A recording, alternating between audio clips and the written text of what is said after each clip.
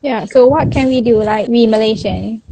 Basically, Oh, policy-wise, okay. we support Palestine, right? So Yeah. what else can we do? If it ain't broken, don't fix it. If it's not broken, don't fix it. So the kind of support Palestine and Palestinians receive from Malaysia is good and inspiring. There is one thing that is happening around us, which is calling upon the world to be part of the boycott, divestment, and sanction. Now, of course, like people in Malaysia, thank God, are boycotting Israeli firms and are, divesting from Israeli firms. They probably never invested in Israeli firms.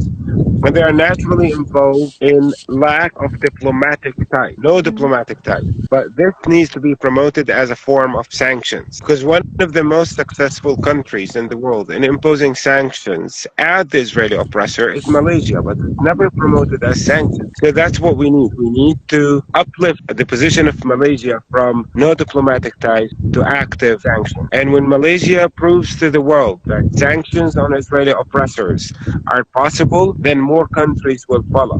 Because lack of diplomatic ties means that there will be diplomatic ties one day. You saw many corrupt regimes that go on and Normalizing. start up, normalizing or starting diplomatic relations with the Israeli savages. Call it the United Arab Emirates, which is supposedly an Arab country, or Jordan, or Egypt, or countries throughout Africa and Southeast Asia. Call it Singapore.